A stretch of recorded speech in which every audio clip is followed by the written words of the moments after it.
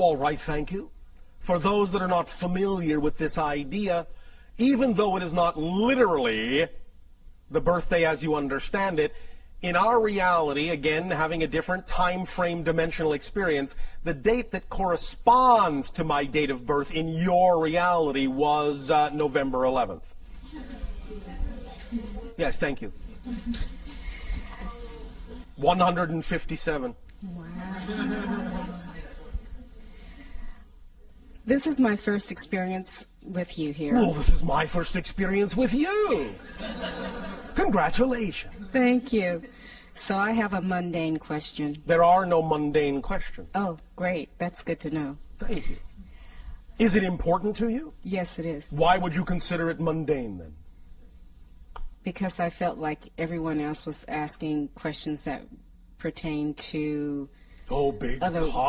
Because I felt like everyone else was asking questions that pertain to other cosmic issues. Yes, and I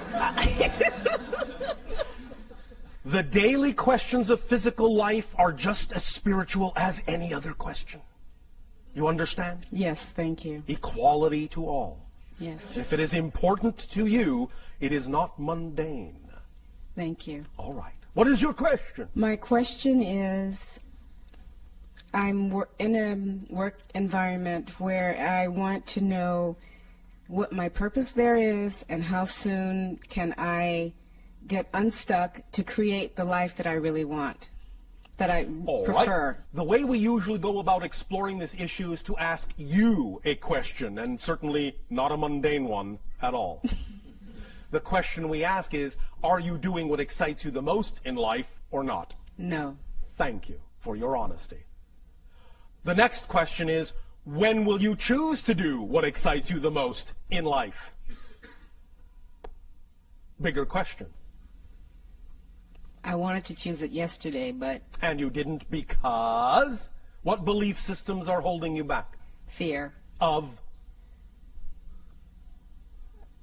Fear of... Yes.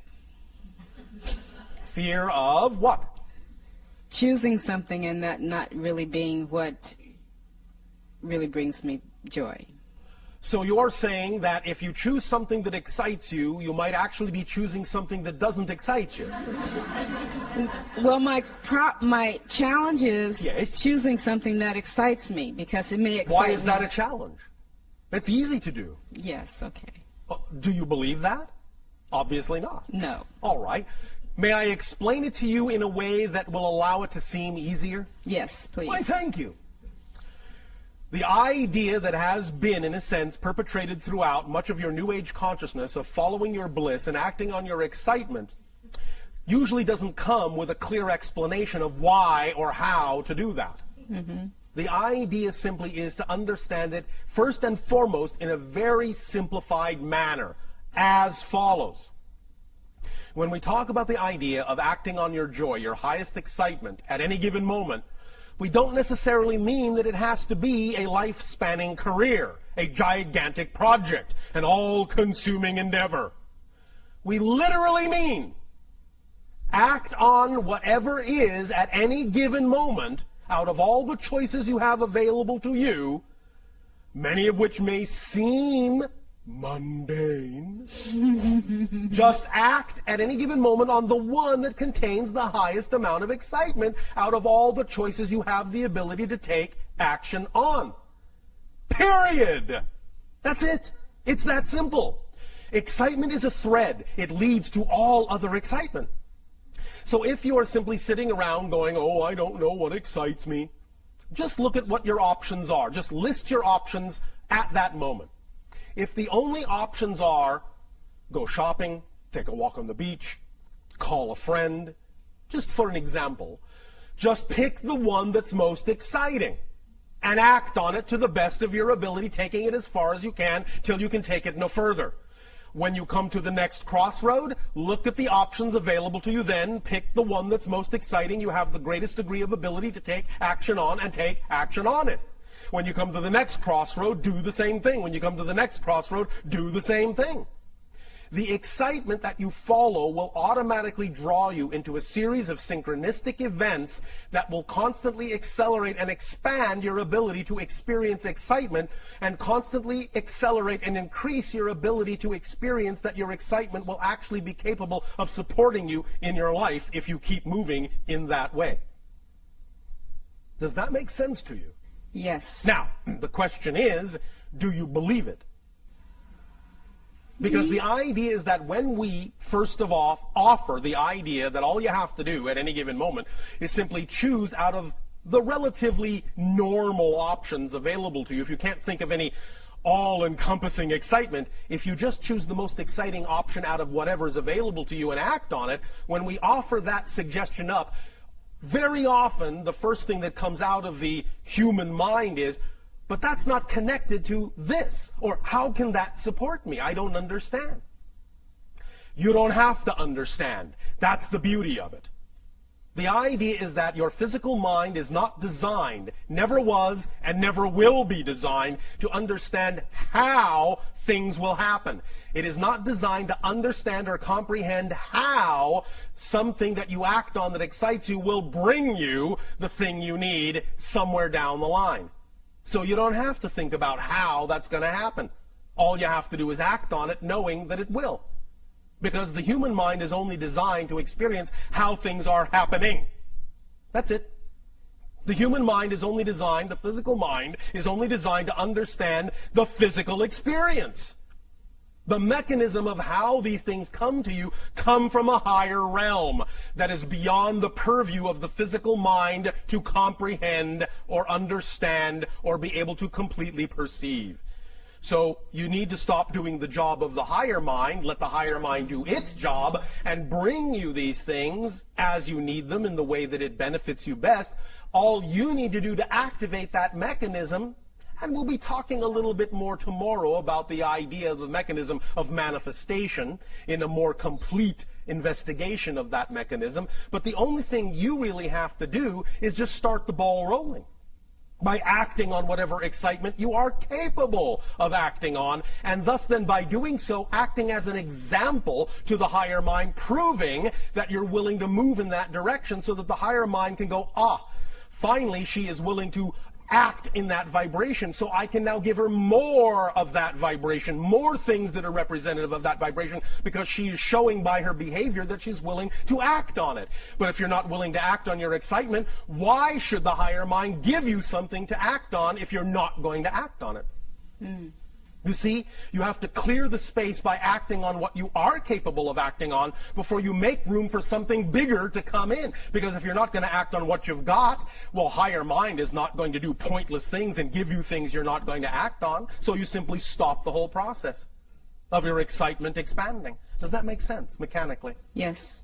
Are you willing to believe that you can act on your excitement and know that it will lead you where you need to be led? Yes. Trusting the synchronicity that will occur? Yes. We'll see. But that's the basic explanation of how it works. So when you say you have a difficult time figuring out what excites you, I apologize, but we actually don't believe you. Because it's really simpler than you think. You're just having a difficult time understanding a clear definition of excitement and following it. You follow? I do follow. I think the other part of that is because if I'm in a work environment and Yes. my excitement may be not to be there. Then leave. Although, understand, we are very aware of what your belief systems are all about, many of you. And if you have a belief system that says if you leave that work environment, as much as you may not find it exciting, if you have a belief system that says that leaving that work environment is going to put stress on you, is going to, in a sense, cause you harm in some way, then you must honor your belief system for as long as you're going to hold on to it. But at least take the steps you can take. At least take the steps of acting on your excitement that you are willing to take. And the more you do that, the more your excitement will prove to you that it can support you as well. And the more it shows you it can support you, the more you'll be willing to let go of those things you don't prefer. So you can do it at your own pace. Don't dishonor your belief system. You can jump off the cliff, but only if you believe that you actually will fly. Otherwise, I would suggest you're in for a very hard landing. So don't dishonor your belief system. Don't just think, all right, I'll just throw caution to the wind and ignore my beliefs. Just think, all right, I'll just throw caution to the wind and ignore my beliefs. That will always get you smacking into that brick wall we're going to talk about tomorrow. But the idea is that when you work with your beliefs and understand why you have the belief that you can't be supported in something that you love as opposed to something you don't love, then when you work with those beliefs, you can change them. And the more you change them, the more you will relax into understanding how your excitement can, in fact, support you. One very strong exercise that I would always suggest to many of you, because it is based in your own reality, so it has more opportunity to stick in your mind, is to look at examples in your world of people that are making a living, in fact making a wonderful living, being supported by doing nothing but the thing that excites them the most. Because I guarantee you, when you look at them and understand how they're doing that, you will understand that if they can do it, you can do it. There is nothing special about them in that context.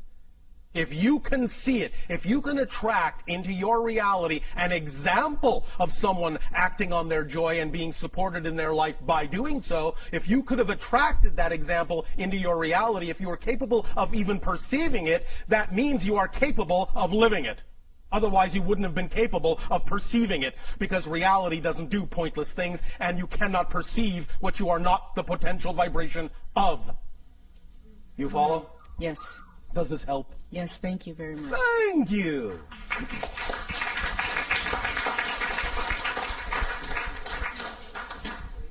That was exciting.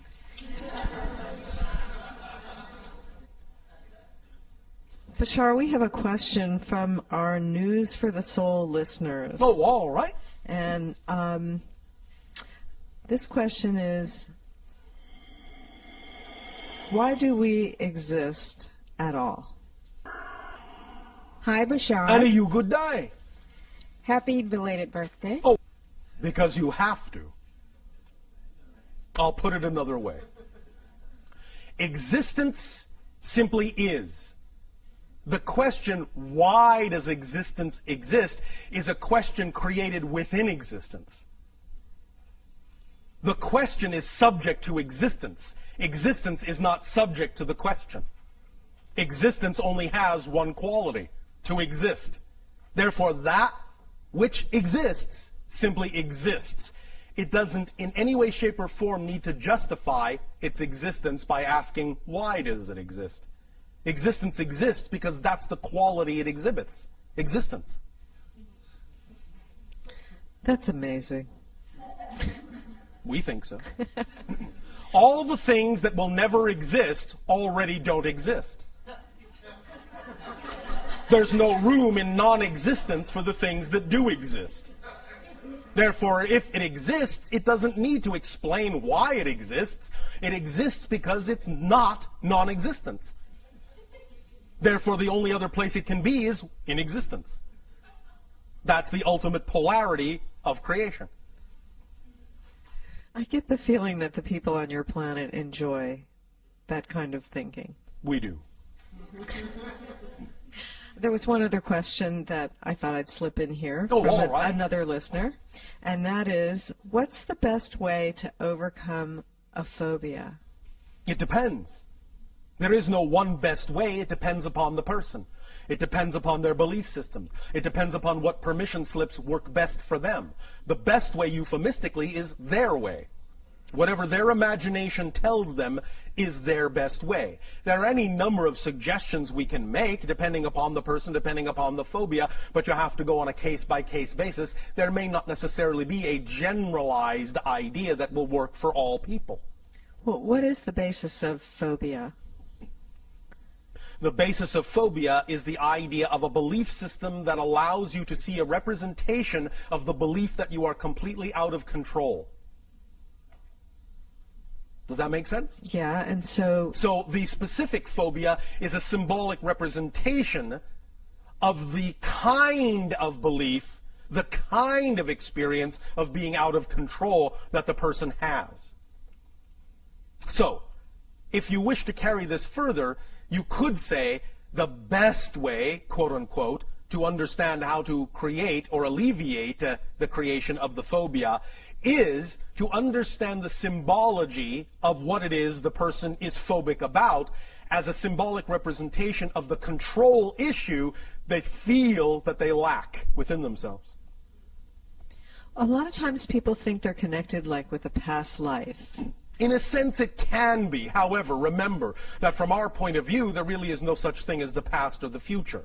So if they feel it's connected to another parallel, simultaneously coexistent experience, they have to understand that they're actually choosing to create that from the present life and simply cross-connect to another presently existing life for a purpose, for a reason, for an exploration, for an experience, for a lesson. So when they get, first of all, in touch with the idea that it doesn't come from the past, it is a present connection, therefore it brings it into the present, it brings it more into control, they will understand they have more control about how to deal with it. Because it's not coming from some deep, dark, mysterious past that they can't access. It's all being created now in the present, because here and now is all there is. There is no past, there is no future. There is only now.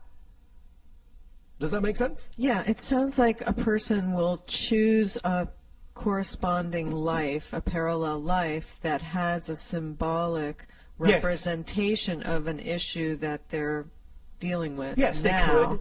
And in examining that, if that's one thing they would like to do, they don't have to, but in examining that, it might give them some reflective insight into what they have chosen to create for themselves in the life that they are dealing with.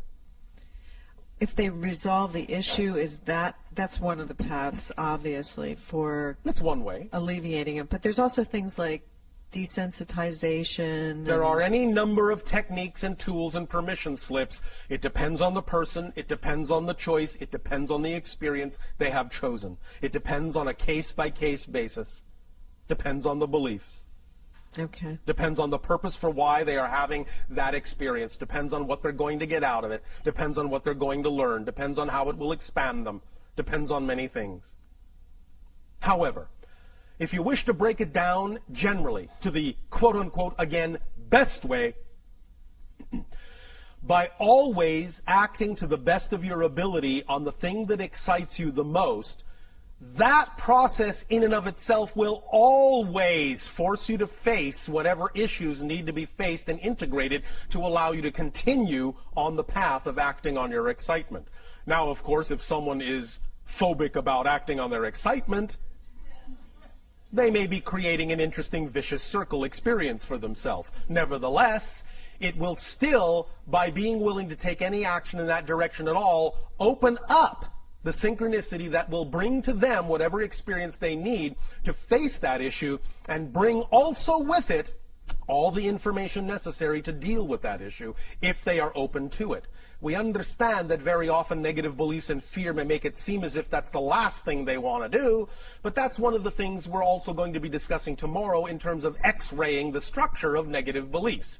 So, for the idea of phobias, really understanding the structure of the belief that is causing the phobia can also be of great assistance, but the structure of that belief may vary from phobia to phobia and person to person. So there's no, again, exactly one best way, but on a very fundamental level, certainly understanding the structure of the belief that's causing the phobia can at least give a person a head start.